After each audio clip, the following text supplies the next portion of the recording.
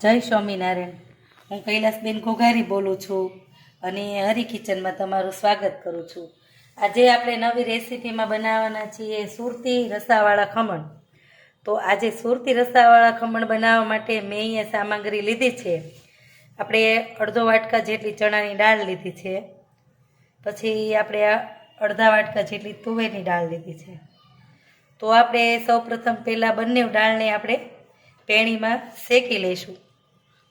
બંને દાળને તો સૌ પ્રથમ પહેલાં આપણે ચણાની દાળ એડ કરી દઈશું. બંને દાળને આપણે એડ કરી દઈશું.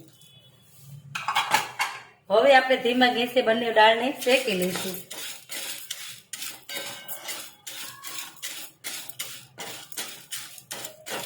હંમેશા માટે આપણે દાળને સ્લો ગેસે જ આપણે શેકવાની છે. ગેસની ફ્લેમ આપણે ફાસ્ટ નથી કરવાની.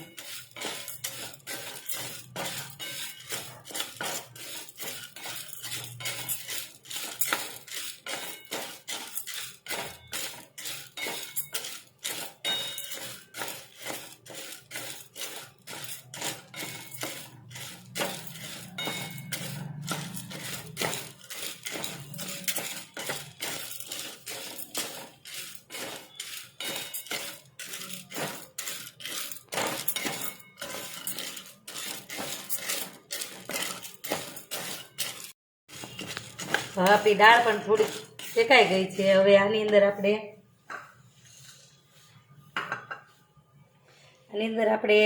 આ જે બે તજના ટુકડા લીધા છે એ આપણે એડ કરી દઈશું દાળમાં. પછી આપણે 4 લવિંગ લીધા છે એ પણ આપણે એડ કરી દઈશું. પછી આપણે આ મરી લીધા છે 5 થી 6 જેટલા, એ પણ આપણે એડ કરી દઈશું દાળમાં. હવે પાછા આપણે શેકી લઈશું.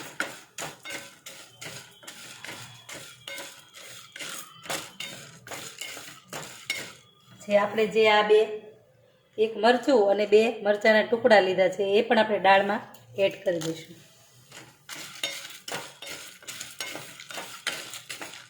થોડીક વાર આપણે શેકાવા દઈશું.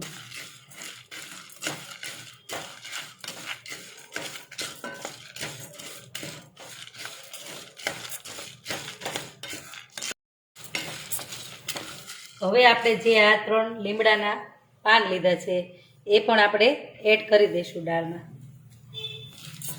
હવે શેકાવા દઈશું થોડીક વાર.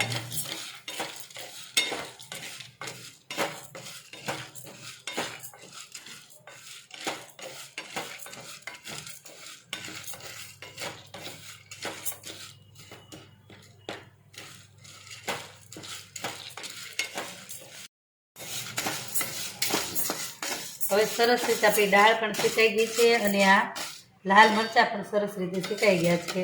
એટલે લીમડો પણ સરસ રીતે આપણો એકદમ ભૂકો થઈ જાય એ રીતે આપણો લીમડો પણ શેકાઈ ગયો છે. હવે આપણે સરસ રીતે શેકાઈ ગઈ છે દાળ. હવે ગેસની ફ્લેમ બંધ કરી લઈશું. હવે આપણે દાળને થોડીક વાર ઠરવા દઈશું, પછી મિક્સર જારમાં આપણે પીસી લઈશું. થોડીક વાર આપણે નીચે મૂકી દઈશું, ઠરવા દઈશું. આપણે ક્રશ કરી લઈશું મિક્સર જારમાં. 5 મિનિટ સુધી આપણે ઠરવા દઈશું દાળને. હવે આપણે સરસ રીતે દાળ ઠરી ગઈ છે આપણી એકદમ. હવે આપણે મિક્સર જારમાં એડ કરી દઈશું બધી દાળને.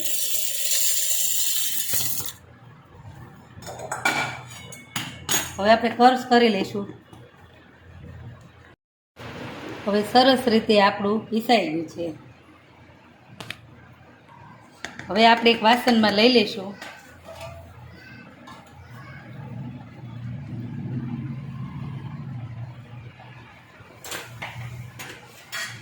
હવે આપણે આની અંદર થોડીક હળદર એડ કરીશું.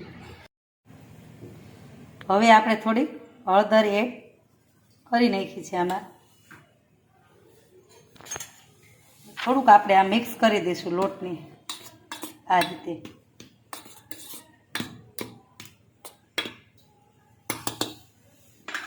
હવે આપણે આની અંદર થોડુંક પાણી એડ કરીશું.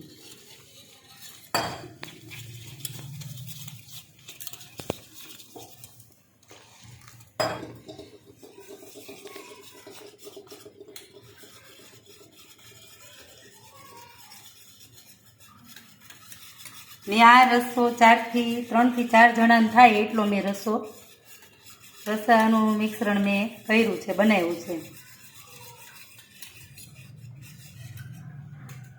હવે આપણે આ રસાને વઘારી લઈશું. આપણે જે દાળ બનાવી લઈશું, આ રસાનું જે મિશ્રણ આપણે કર્યું છે આની આપણે દાળ બનાવી લઈશું.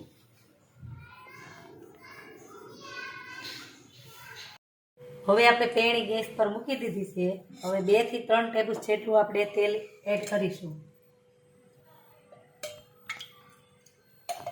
આપણે 3 ટેબલ જેટલું આપણે ઘી એડ કર્યું છે. થોડો ગેસની ફ્લેમ થોડી ફાસ્ટ કરી લઈશું. આપણે તેલ ગરમ થઈ જાય આપણું.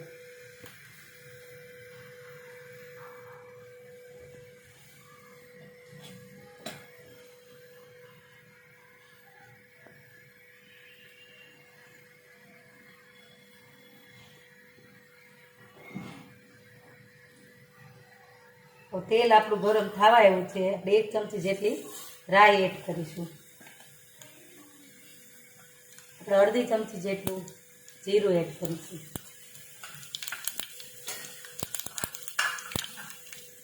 લીમડાના પત્તા આપણે એડ કરીશું. 3 લાલ મરચાં લીધા છે આપણે, એ પણ એડ કરી દઈશું. ગેસની ફ્લેમ થોડી સ્લો કરી લઈશું.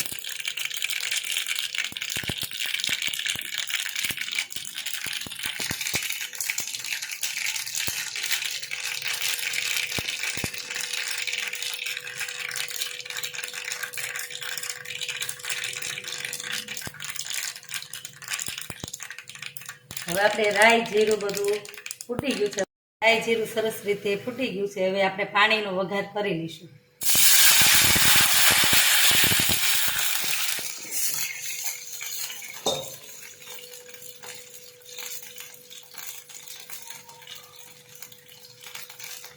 હવે પાણીનો વઘાર થઈ ગયો. હવે આપણે જે આ મિશ્રણ કર્યું છે રસાનું, એ આપણે બધું એડ કરી દઈશું.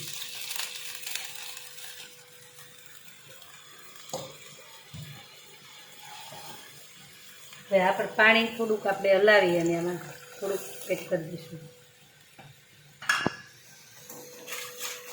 હવે આપણે એકદમ રસાને હલાવવા માંડવાનું છે આ રીતે, નહીંતર આપણું એકદમ ગાંઠા થઈ જાય છે. એટલે એકદમ સરસ રીતે મિશ્રણને આપણે હલાવવાનું છે. આપણે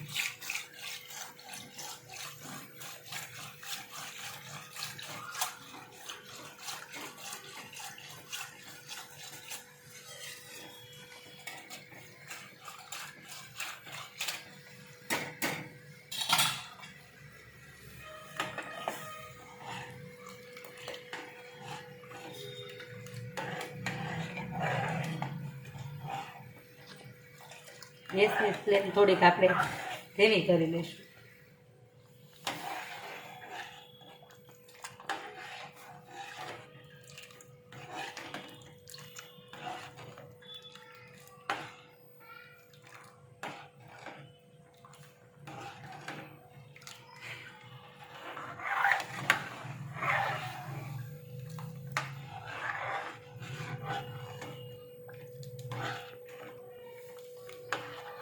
આપણે રસો બહુ ઘાટો નહીં, બહુ આછો નહીં, એ રીતે માપે આપણે રાખવાનું છે.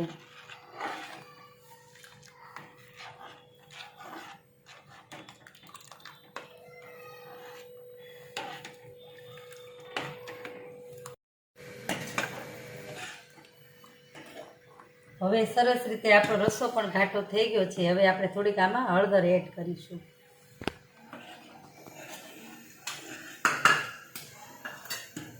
થોડુંક આપણે મીઠું એડ કરીશું.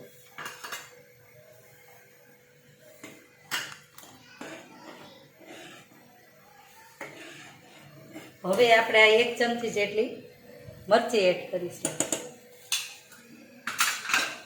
ગેસની ફ્લેમ થોડીક ધીમી રાખીશું. અને સુરતી રસાનો કલર એકદમ આપણે પીળો જ હોય છે, એકદમ લાલ નથી હોતો, એકદમ પીળો જ હોય છે સુરતી રસાનો કલર એકદમ આપણો. આને એકદમ રસાના કલરને આપણે પીળો જ રાખવાનો છે, લાલ નથી કરવાનો.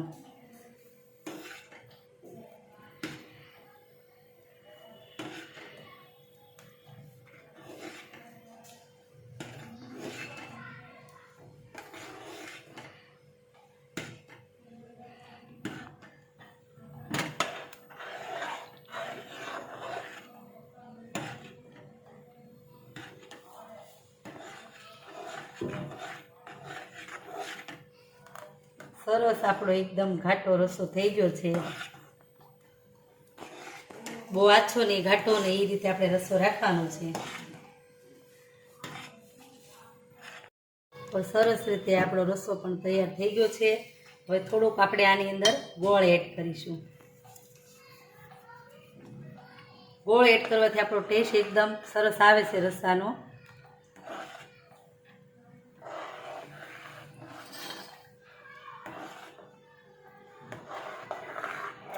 ગોળને થોડીક વાર આપણે ગળવા દઈશું.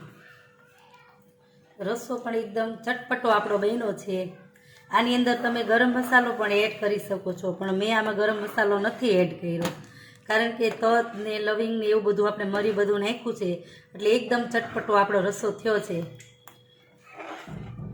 સરસ રીતે આપણો રસો બની ગયો. હવે આપણે આની અંદર ધાણા એડ કરી દઈશું.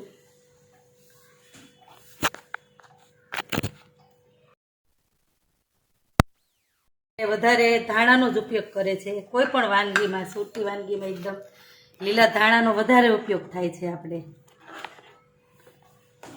લીલા ધાણા નાખવાથી આપણો કલર પણ ખૂબ સરસ પકડાય છે. ધાણા કારણ કે કોઈ પણ વાનગી સુરતીમાં ધાણાનો ઉપયોગ વધારે થાય છે, અને એકદમ રસો આપણો એકદમ પીળો અને એકદમ લીલો છમ જેવો આપણો રસો લાગે છે. તમે જોઈ શકો છો એકદમ આપણો લીલો છમ જેવો રસો લાગે છે. હવે આપણો રસો થઈ ગયો છે તૈયાર. તો થોડીક વાર આપણે નીચે લઈ લઈશું. ખમણની આપણે કટકા કરી વઘાર કરી લઈશું. થોડીક વાર આપણે આ રસો નીચે લઈ લઈશું.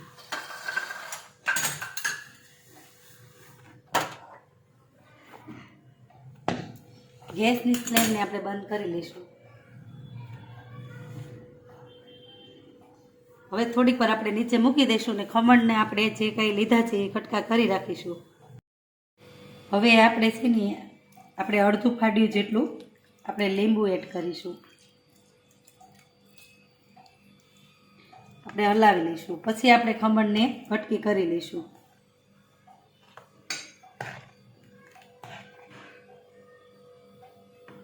હવે આપણે ખમણને કટકી કરી અને વઘારી લઈશું. હવે આપણે જે આ ખમણ લીધા છે એની આપણે કટકી કરી રાખીશું. આ રીતે આપણે સુધારી રાખીશું. બધા ખમણને આપણે આ રીતે સુધારી લઈશું.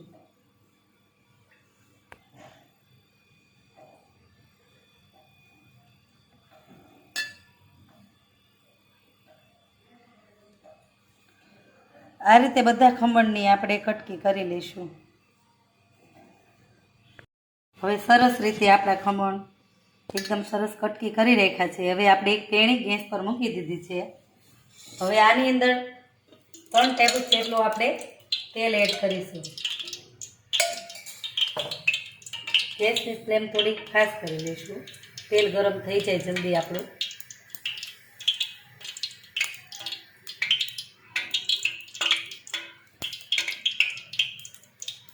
હવે સરસ રીતે આપણું તેલ ગરમ થઈ ગયું છે અને આપણે 1 ચમચી જેટલી રાઈ એડ કરીશું. થોડીક આપણે એડ કરીશું. હવે રાઈ આપણી એકદમ ફૂટી જાય પછી આપણે ખમણને એડ કરી દઈશું.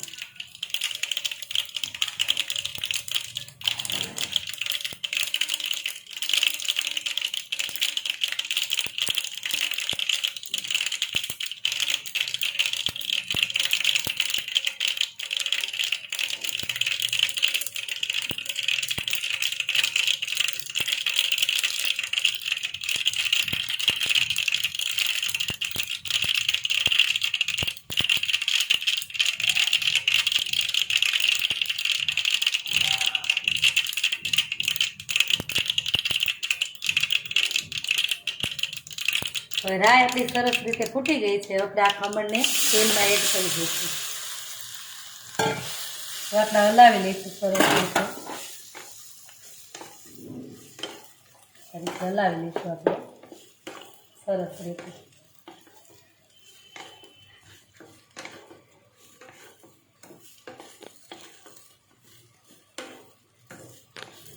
સરસ રીતે આપણા ખમણ પણ મિક્સ થઈ ગયા છે.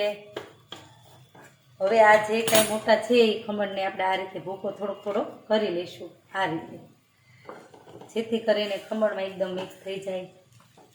આ રીતે થોડોક થોડોક આપણે ભૂકો ખમણમાં કરી લઈશું. આ રીતે હવે આપણે પાછા હલાવી લઈશું. સરસ રીતે મિક્સ થઈ ગયા છે. હવે ગેસની ફ્લેમને આપણે બંધ કરી લઈશું. ખમણ નીચે ઉતારી લઈશું. હવે આપણે જે ખમણ વઘારાઈ ગયા છે હવે આપણે આને થોડીક વાર સાઈડ પર મૂકી દઈશું. અને આપણે હવે જે આ સલાડ લીધું છે ખમણ ઉપરથી એડ કરવા, તો આપણે આની અંદર થોડોક ચાટ મસાલો એડ કરીશું. આ રીતે હવે આપણે હલાવી લઈશું સલાડને.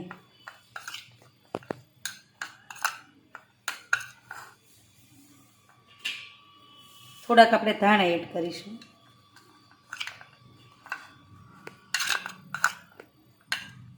હવે આને પણ થોડીક વાર સાઈડ ઉપર મૂકી દઈશું. હવે આપણે આ પ્લેટ લઈશું. પ્લેટમાં આપણે ખમણ સેવ કરી લઈશું.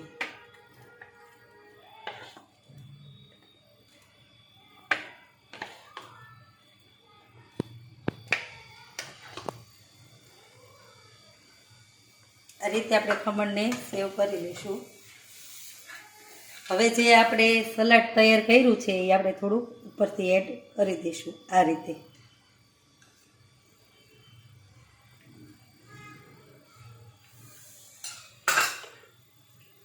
થોડાક આપણે ધાણા એડ કરીશું.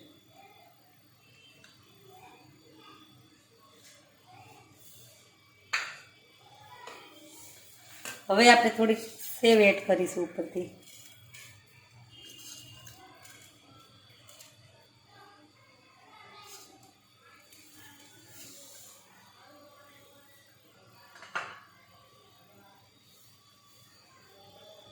આપણે ખમણને સરસ રીતે સર્વ કરી લીધા છે. હવે આપણે રસો સર્વ કરીશું.